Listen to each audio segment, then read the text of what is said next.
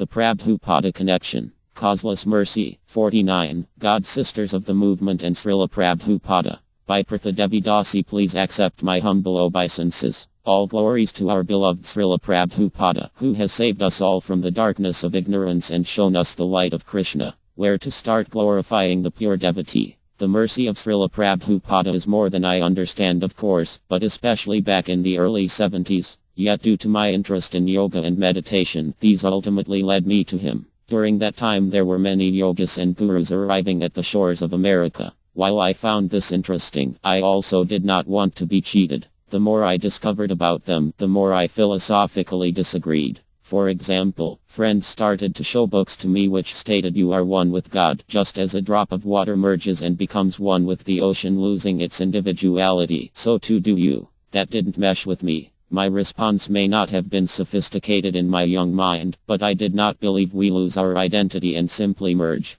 So I put that guru to the side. Another one I had briefly met upon a visit to his asrama. A teenage girl there brought to him a bird with a broken wing. He ignored it, acting as if he couldn't care less. Even this follower became irritated by his cold response, saying aloud and in front of all that he should bless the bird. Finally he did, but it was clear this was only out of her insistence, plus social pressure. Another guru shot down. Actually there were quite a few whose philosophy or books were finding their way to many of the youth, simply because they were available during that era. Every time I got my hopes up, disappointment soon followed as their nonsense became revealed. I started to be more careful. Next, entered Srila Prabhupada. By this time I was afraid to trust. Just my luck. Yet I wanted to, but I simply wanted it based on sensible knowledge with a realistic program which anyone could work to achieve the goal. And I sure did like those paintings of Krishna. If this is who God is, that immediately made sense to me. Not an old man in a rocking chair who couldn't wait to cast us down into some eternal suffering, but one of compassion, beauty, offering a real method for a way out that could be experienced while in this world. I wanted to know more about this guru. As a new visitor, right on a date Prabhupada that was there, I was given his garland. What mercy!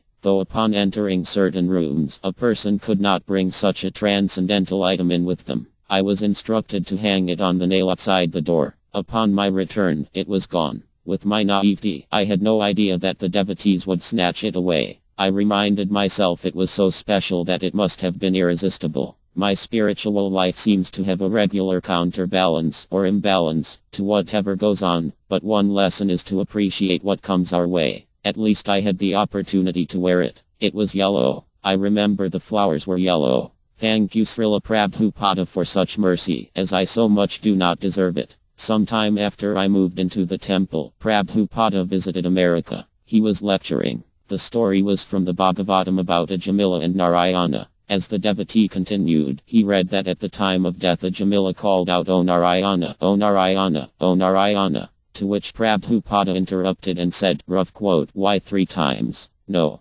only once." Amongst the first handful of devotees I lived with in the asrama was Janava Devi Dasi. Actually the authorities moved everyone from room to room quite a bit, but she sticks out in my mind. Why? For something very simple, she said. I asked her to relate a unique story about Prabhupada, and she humbly replied she did not have many because she is not so great, but one time he patted her on the head and this small gesture meant a lot to her. Clearly, she was taking the humble position. Maybe this stuck with me because I do not have countless tales to tell, and used to feel this made me unfortunate and lesser. However, that is not the case with spiritual life. Do not feel this way. Anyone who comes at any point in their life to the lotus feet of Srila Prabhupada can experience the bliss. His mercy is not limited to any one set of devotees or timeline. He is always there and anyone can experience this who wants to experience it. Merely surrender unto him, let go and just do it. Then you will see that Prabhupada will enter your life as well, and you will have stories to share. As I begin to think about it, I do have some experiences worth repeating. I did get to see Prabhupada more than once, greeted him at an airport, was able to go on one morning walk with him though he wasn't talking that day, and my oldest daughter received a cookie from his hand for her first grain. She was under 6 months, but who needs grain ceremonies when you have prasadam right from the hand of the pure devotee? Okay, so I did have a tiny ceremony at home later to include the picking coins or book, as I consider that cookie the grain ceremony. When I was in the New York temple, Prabhupada had arrived, gave class, then all devotees left the temple room for chores and prasadam. I stayed, as did my friend Bhaktin Terry. We were both chanting japa in front of the deities, Radha Govinda. I could not stay too long, however, nor could she. We both left, but the doorway was blocked. Initially we could not see who was blocking this doorway, and there were just a few others there too. Someone had a hand on each side of the doorway as if to hold himself up.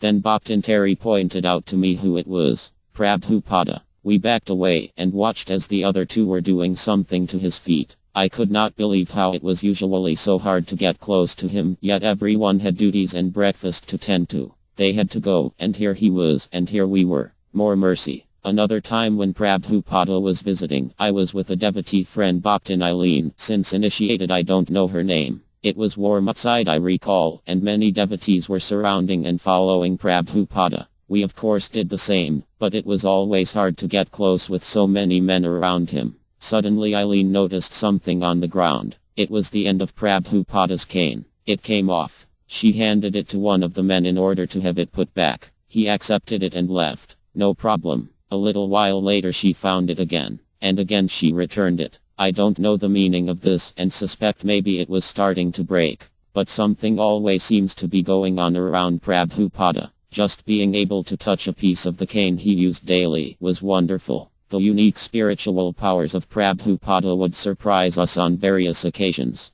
Bali Devi Dasi once told me that when she was with child but did not show, Prabhupada looked at her and said she was pregnant. Another god sister had a similar yet different experience. Her husband wanted to renounce her and left to travel with Prabhupada. Then Prabhupada instructed him to return to his wife, stating she's pregnant. This was true, but she had not told her husband, and no one had informed Prabhupada either. He just knew things. Once decades ago, Sintamani Devi Dasi shared with me an experience she had when walking behind Srila Prabhupada on a morning walk. The grass was wet and the footprints of all the devotees were leaving their impression in it as they took step after step.